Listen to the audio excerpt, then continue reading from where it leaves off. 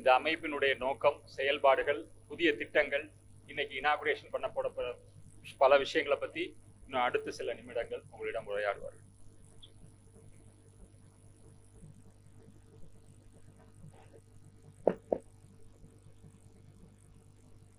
இந்த விழாவிற்கு வரவேற்புரை ஆற்றிய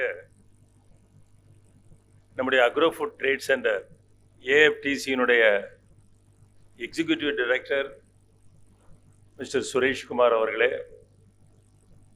இன்று இந்த விழாவிற்கு சிறப்பு விருந்தினராக வந்திருக்கக்கூடிய கிருஷ்யா லாஜிஸ்டிக்ஸ், எக்ஸ்போர்ட் பண்ணுற பல பேருக்கு தெரியும் இப்போ கண்டெய்னர் ஷார்ட்டேஜ் எல்லாம் எப்படி நீங்கள் ஃபேஸ் பண்ணுறீங்க அப்படின்னு. அதுக்கெல்லாம் சொல்யூஷன் கொடுக்குற திரு கார்த்திகேய பிரபு அவர்களே, நம்முடைய அக்ரி அண்ட் ஆல் ட்ரேட் சேம்பர்னுடைய செயலாளர் திரு திருப்பதிராஜன் அவர்களே, அத்துடன் அவர்கள் இன்று துவக்கவிருக்கின்ற யூ எக்ஸ்போர்ட் YE அதனுடைய தலைவராகவும் அவர் நியமிக்கப்பட்டிருக்கிறார். அவரோடு இணைந்து அந்த அமைப்பினுடைய சென்னை தலைவராக திரு பாலாஜி ஆசை தம்பி அவர்கள் வருகின்றிருக்கின்றார்கள். மதுரையினுடைய தலைவராக திரு ஜெயபாண்டியன் அவர்கள் வருகின்றிருக்கின்றார்கள். நம்முடைய சென்னையினுடைய அச்சாணியாக எங்களுக்கெல்லாம் இருக்கக்கூடிய திரு நோபல் அவர்களே, நோபல் ஜான் அவர்களே, பலரும் இங்கே வருகின்றிருக்கின்றார்கள். குறிப்பாக எங்களுடைய நிர்வாகிகள் என்று சொன்னால் ஏஎஃப்டிசியினுடைய ட்ரெஷரர், அதே மாதிரி எங்களுடைய வர்த்தக சங்கத்தினுடைய ட்ரெஷரர் திரு ரவிக்குமார் அவர்களே, எங்களுடைய இணை செயலாளர் திரு சுந்தர் அவர்களே, சுந்தர் ராஜேஸ்வரன் அவர்களே,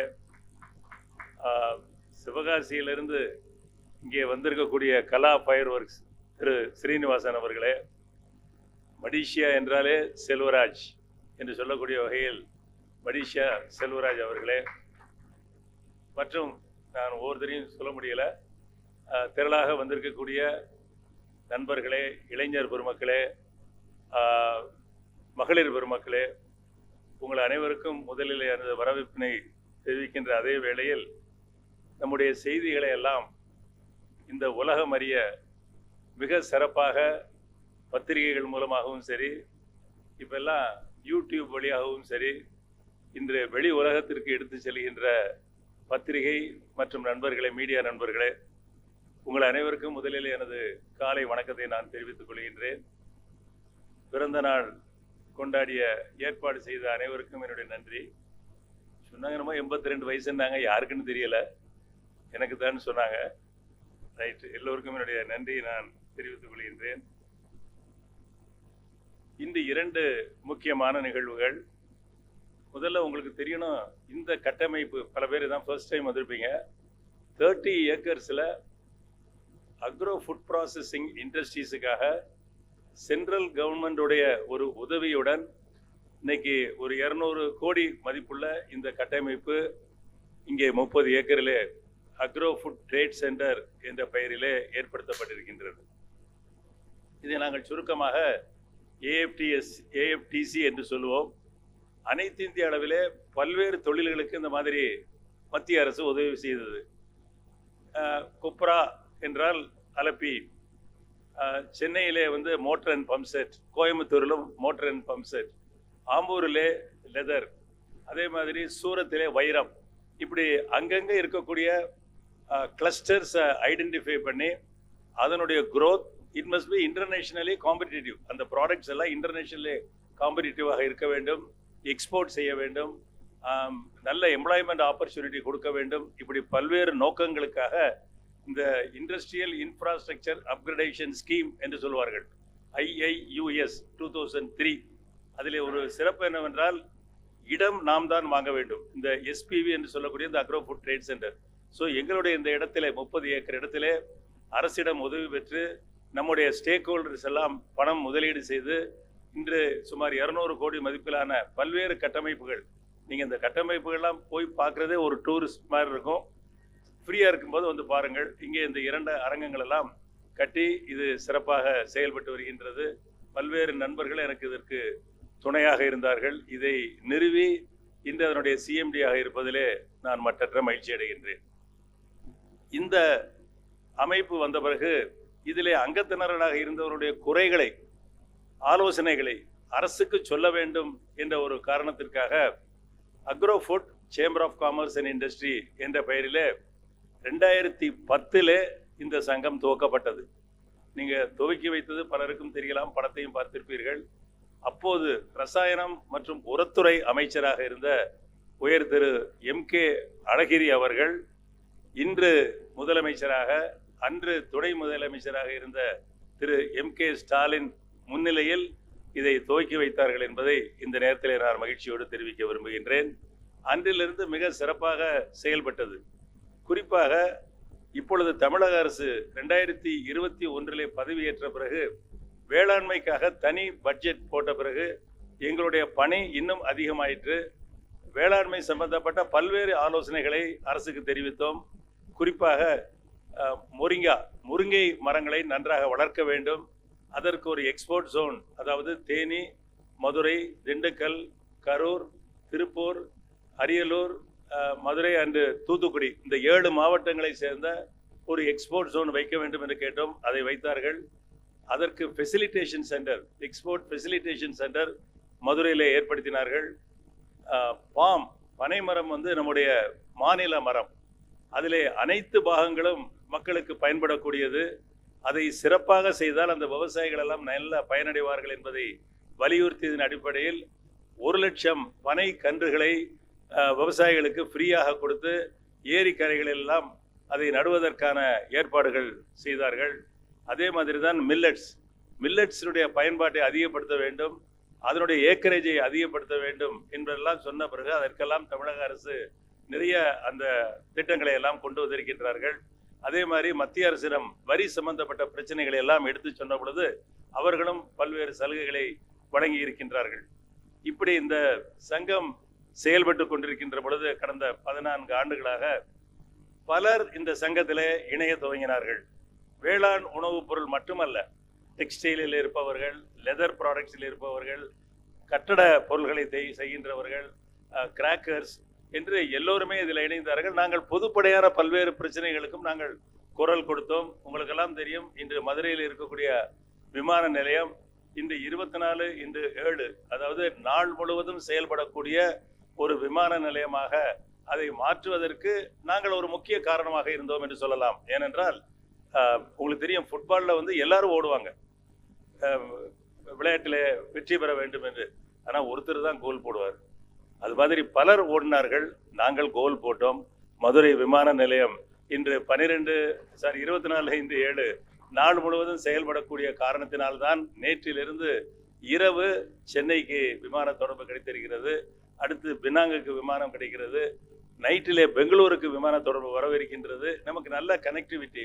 இதையே நாங்கள் வலியுறுத்துறோம் அப்படின்னு சொன்னால், இந்த கனெக்டிவிட்டி இருந்தால் தான் தென் தமிழகம் தொழில்துறையில் முன்னேற்றம் அடைய முடியும். வேற வழியே கிடையாது.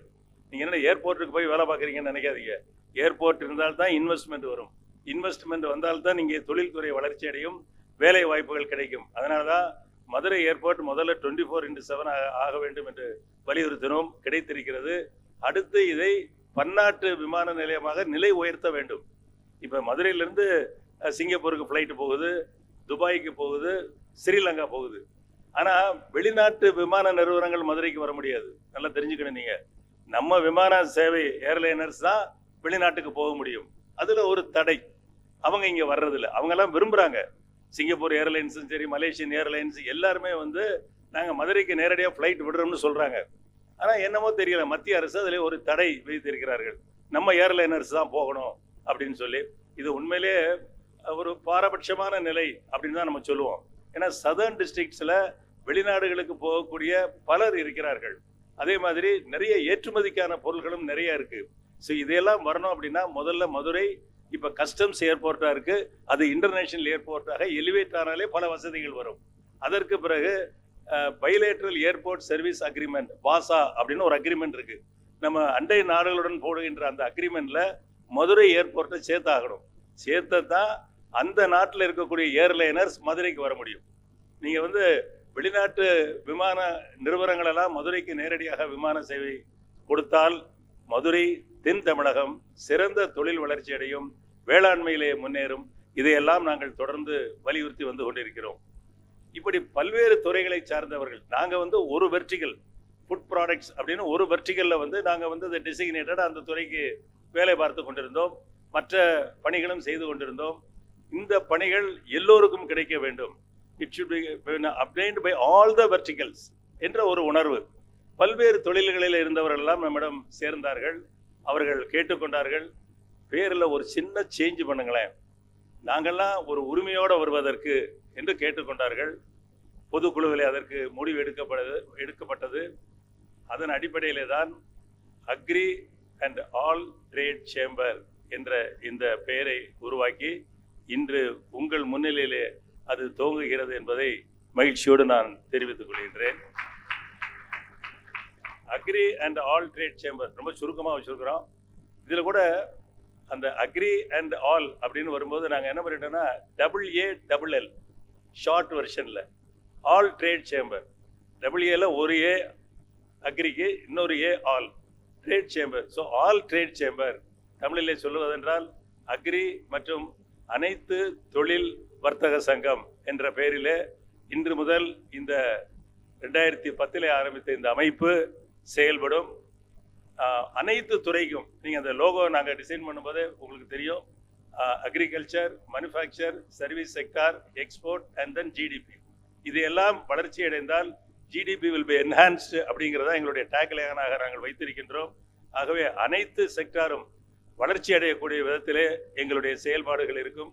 நிறைய திட்டங்கள், அதாவது இப்போ நான் வந்து 30 இயர்ஸாக வந்து Tamil Nadu chamber of commerce and இண்டஸ்ட்ரியில் பிரசிடென்ட், சீனியர் பிரசிடென்ட், பல்வேறு பொறுப்புகளை வைத்து அதை வளர்த்த பெருமை எனக்கு உண்டு. இந்த அமைப்பை இன்னும் சற்று வித்தியாசமாக இளைஞர்களுக்கு நிறைய வாய்ப்புகளை கொடுத்து, இதான் ரொம்ப முக்கியம்.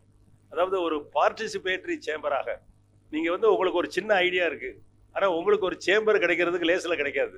ஆனால் அந்த ஐடியாவை நாங்கள் வந்து நிறைவேற்ற விரும்புகிறோம், செயல்படுத்த விரும்புகிறோம் அப்படின்னா you come to us, we will give the opportunity.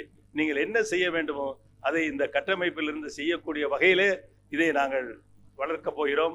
எல்லா வெர்டிகல்ஸுக்கும் தனித்தனி கமிட்டி இருக்கும். இப்போ textile separate, building product separate, இன்னைக்கு வந்து ஃபயர் ஒர்க்ஸ், மேட்ச் ஒர்க்ஸ், ஏன்னா எல்லாத்துக்கும் தனித்தனி வெர்டிகல்ஸுக்கு ஒரு கமிட்டி போட்டு they will sit and decide what is to be done. எப்படி அந்த துறையை மேலே எடுத்து செல்வது, அரசிடம் கோரிக்கை, அது ஒரு பக்கம். அந்த மெம்பர்கள் எல்லாம் முன்னேற்றம் அடைவது என்பது எப்படி என்பதைத்தான் நாங்கள் அதில் சொல்லவிருக்கிறோம். ஸோ எந்த தொழில், எந்த வணிகம், எந்த சர்வீஸ், எந்த எக்ஸ்போர்ட்டில் இருந்தாலும் நீங்கள் வந்து இந்த ஆல் ட்ரேட் சேம்பரில் அங்கத்தினராக இருந்து பயன்பெறலாம். எல்லாரும் வரணுங்கிறதுக்காகவே நாங்கள் சந்தா வச்சிருக்க பார்த்தா நீங்களே சிரிப்பீங்க, 500 ரூபாய் தான் ஒரு ஆண்டுக்கு. அதுலேயும் நீங்கள் 5 வருஷத்துக்கு இப்போ மெம்பர் ஆகிட்டீங்க அப்படின்னு சொன்னால் 2000 rupees தான். டில் 2030 வரைக்கும் you will be a member. Admission ஃபீஸை இந்த ஃபினான்ஷியல் இயர் எண்டு வரைக்கும் வித்ஹோல்டு பண்ணியிருக்கோம். அதுக்கு பிறகு admission fee will be 1000 rupees. So எல்லாரும் வரணும், எல்லாரும் பயன்பெறணும். அந்த எண்ணத்தோடு பல்வேறு திட்டங்கள், பல்வேறு அமைப்புகள் இதெல்லாம் வைத்து நாங்கள் இதை நடத்த போகிறோம். உங்களுடைய ப்ராடக்ட்ஸ் எல்லாம் அறிமுகம் செய்வதற்கான அமைப்புகள் எல்லாம் வைத்திருக்கின்றோம். இதில் நீங்கள் பயன்படுத்திக் கொள்ள வேண்டும் என்பதை முதலிலே கேட்டுக்கொள்கின்றேன்.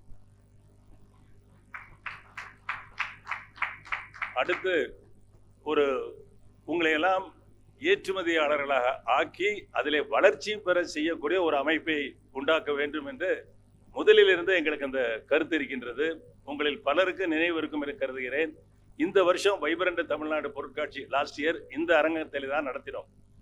அப்போ பல்வேறு அமைப்புகளை அங்கே வந்து அக்ரோஃபுட் சேம்பர் ஆஃப் காமர்ஸ் அண்ட் இண்டஸ்ட்ரியில் நாங்கள் பண்ணும் பொழுது எய்ம் என்று ஒரு அமைப்பை செய்தோம். அதாவது அக்ரி இன்டர்நேஷனல் மார்க்கெட், அதாவது வேளாண் பொருட்களை உலக அரங்கிற்கு எடுத்து செல்லக்கூடிய ஒரு அமைப்பாக, ஒரு எக்ஸ்போர்ட் ப்ரொமோஷனாக அதை கொண்டு வந்தோம். அதை இப்போ வந்து பார்த்தீங்கன்னா இப்போ எல்லா வெர்டிகல்ஸும் வர்றாங்க. ஸோ எய்ம் என்பது இனிமேல் பொருத்தமாக இருக்காது.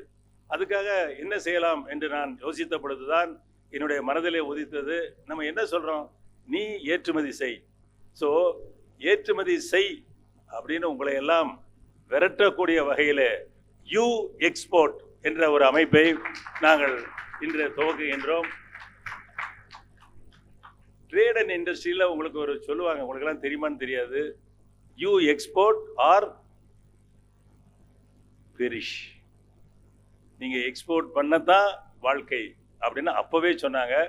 அது இன்னைக்கு ரொம்ப பொருந்தக்கூடிய வகையில் இருக்குது. ஏன்னா இன்னைக்கு டொமஸ்டிக் மார்க்கெட்டில் காம்படிஷன் ரொம்ப அதிகம், லிமிட்டட் மார்க்கெட், நம்ம ரீச் பண்ணக்கூடிய மார்க்கெட் ரொம்ப லிமிட்டட். ஸோ அதில் பார்த்தீங்கன்னா இன்றைக்கி நம்ம பண்ணிக்கிட்டே இருப்போம். நாளைக்கு ஒருத்தர் புதுசாக வர்றாரு, அவருக்கு மார்க்கெட்டை பிடிக்கணும்னா விலையை குறைச்சி கொடுக்குறாரு. நம்மளால அந்த சமயத்தில் போட்டி போட முடியலை, எதிர்பாராத ப்ராடக்ட்ஸ் எல்லாம் வருது. ஸோ இப்படிப்பட்ட ஒரு சூழலில் நம்ம டொமஸ்டிக் மார்க்கெட்டை மட்டுமே நம்பி கொண்டிருந்தோமே ஆனால் நிச்சயமாக நமக்கு எதிர்காலம் அவ்வளவு நன்றாக இருக்காது என்பதை வலியுறுத்தி நீங்கள் எல்லாம் ஏற்றுமதி தொழிலிலே ஈடுபட வேண்டும்.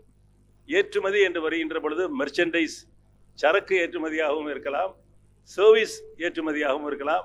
சரக்கு ஏற்றுமதி வருகின்ற பொழுது நீங்கள் வாங்கி ஏற்றுமதி பண்ணலாம், இல்லாவிட்டால் மேனுஃபேக்சர் பண்ணி ஏற்றுமதி பண்ணலாம். இதில் ஏற்கனவே நான் ஒரு ஆர்கனைசேஷன், அதுவும் நான் தான் ஏற்படுத்தினேன், எக்ஸ்போர்ட் ப்ரொமோஷன் சென்டர் அப்படின்னு சொல்லி.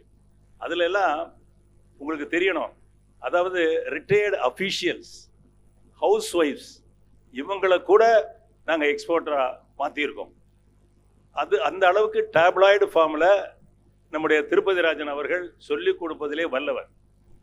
அப்படி எல்லாம் வந்திருக்கும் பொழுது அதிலே பல பேர் பார்த்தீங்கன்னா ஒன் டைம் எக்ஸ்போர்ட் பண்ணிட்டு விட்டுறாங்க. பட் இங்கே அப்படி இல்லை. இந்த யூ எக்ஸ்போர்ட்டில் திரும்ப திரும்ப நீங்கள் எக்ஸ்போர்ட் பண்ணணும். அதில் ஒரு ஸ்டார் எக்ஸ்போர்ட் ஹவுஸாக நீங்கள் வளரக்கூடிய வகையில், அந்த எக்ஸ்போர்ட்டில் நீங்கள் எக்ஸல் பண்ணக்கூடிய வகையில் பல்வேறு திட்டங்களை நாங்கள் இங்கே வைத்திருக்கிறோம். உங்களுக்கு தெரியணும், நமக்கு ஆடட் எக்ஸ்டெண்டட் மார்க்கெட் வேணும் அப்படின்னா எக்ஸ்போர்ட் பண்ணுறதை தவிர வேறு வழியே கிடையாது. எக்ஸ்போர்ட் பண்ணுறது சிரமமே கிடையாது.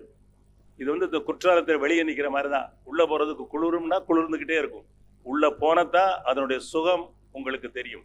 எக்ஸ்போர்ட் ட்ரேடில் முதல்ல சில சிரமங்கள் இருக்கலாம், அதையெல்லாம் போக்குவதற்கான அமைப்பாக, அதையெல்லாம் உங்களுக்கு கற்றுத்தருவதற்கான ஒரு அமைப்பாக, ஹேண்ட் ஹோல்டிங்காக உங்களை எல்லாம் அழைத்து செல்வதற்கான அமைப்பாகத்தான் இந்த யூ எக்ஸ்போர்ட் YE என்ற இந்த அமைப்பை நாங்கள் இன்று துவக்குகின்றோம்.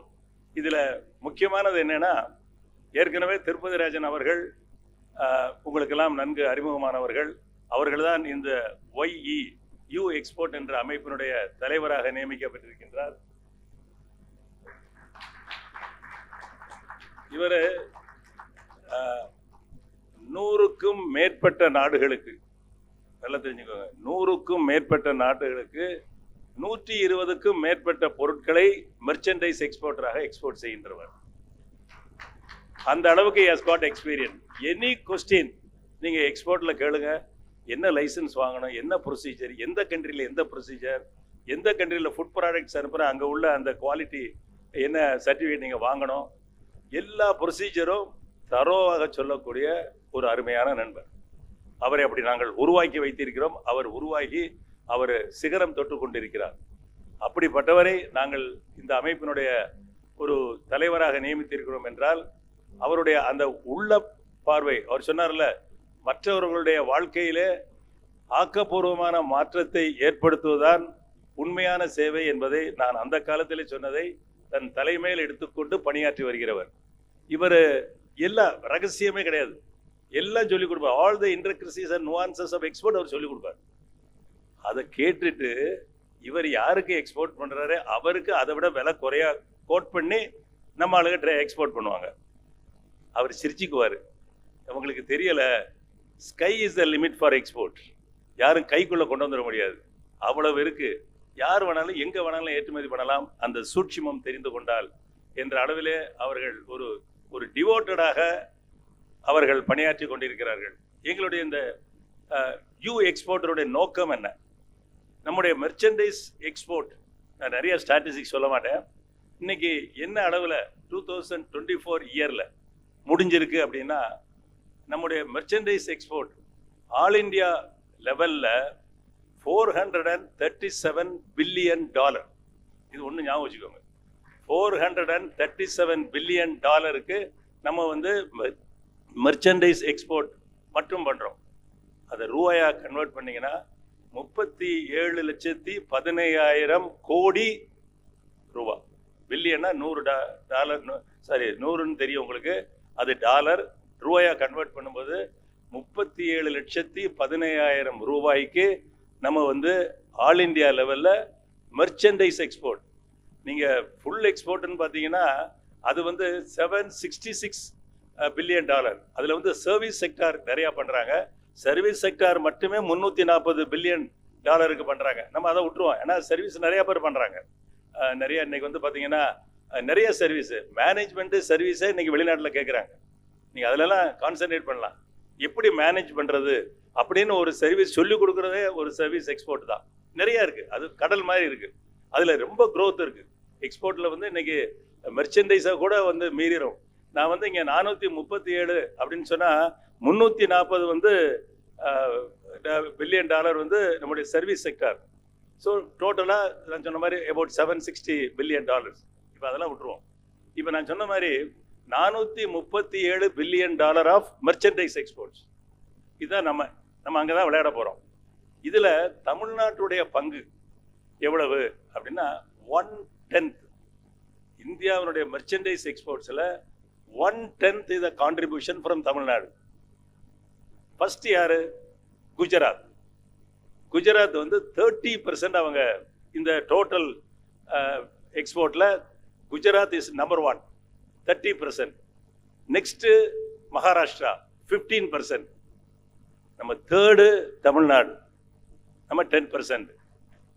ஸோ 37,15,000 கோடி ரூபாய் நம்முடைய மொத்த மெர்ச்சன்டைஸ் எக்ஸ்போர்ட் என்றால் இதில் தமிழ்நாடு 3,70,000 கோடி நம்ம மெர்ச்சன்டைஸ் எக்ஸ்போர்ட் பண்ணுறோம். 10%. இது மட்டும் நீங்கள் ஞாபகம் வச்சுக்கோங்க.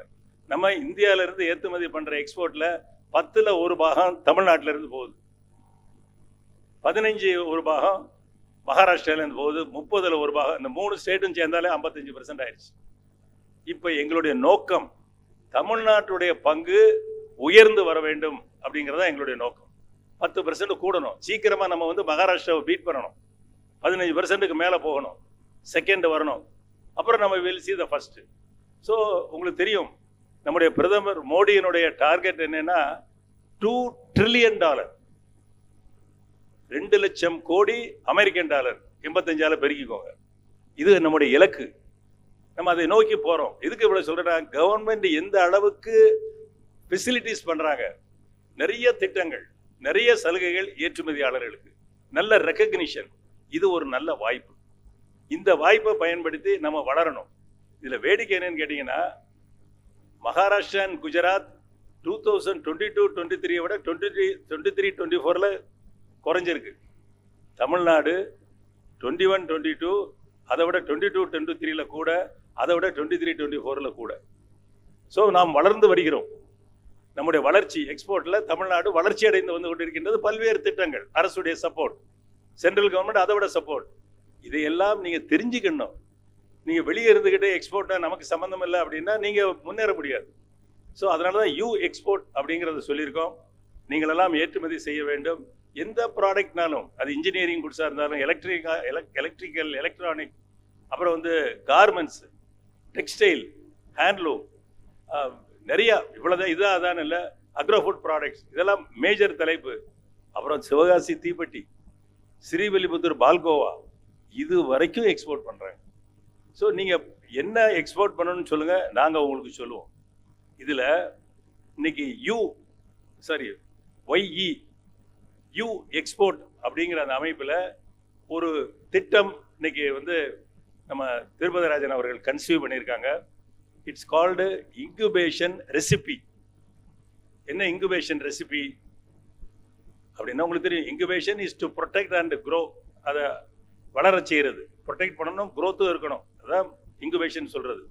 ஸோ எக்ஸ்போர்ட்டுக்கு அதை வந்து பேணி பாதுகாத்து அதில் வளர்ச்சி அடையக்கூடிய ஒரு திட்டம் இது இன்குபேஷன் ரெசிபி. என்ன அப்படின்னா, இப்போ இதில் மெம்பராக சேர்றவங்களுக்கெல்லாம் உள்ள போர்ட்டலில் நீங்கள் போனீங்கன்னா ஒரு 100க்கும் மேற்பட்ட பொருட்களை ஆய்வு செய்து அதில் அவர்கள் வைத்திருக்கிறார்கள். எப்படின்னா, இப்போ மேங்கோ பல்ப் அப்படின்னு வச்சுக்கோங்க. மேங்கோ பல்ப்பு யாரெல்லாம் தயார் பண்ணுறா, கம்பெனி பேர் உள்பட, யாரெல்லாம் எக்ஸ்போர்ட் பண்ணுறா, டாப் 10 எக்ஸ்போர்ட்டர்ஸ் யாரு, என்ன குவாண்டிட்டி எக்ஸ்போர்ட் பண்றாங்க, எந்த நாட்டுக்கு எக்ஸ்போர்ட் பண்றாங்க, எந்த இம்போர்ட்டர் அங்க வந்து இறக்குமதி பண்றாரு, அதனுடைய விலை என்ன, அதே பொருள் நம்ம நாட்டுக்கு வருதா வெளியே இருந்து, அவ்வளவு டீட்டெயில்ஸும் டாப் டு பாட்டம் ஒரு ரெசிபி மாதிரி எல்லாமே அதுல இருக்கும். அதுல போய் நீங்க பாத்தீங்கன்னா product selection it will be very easy.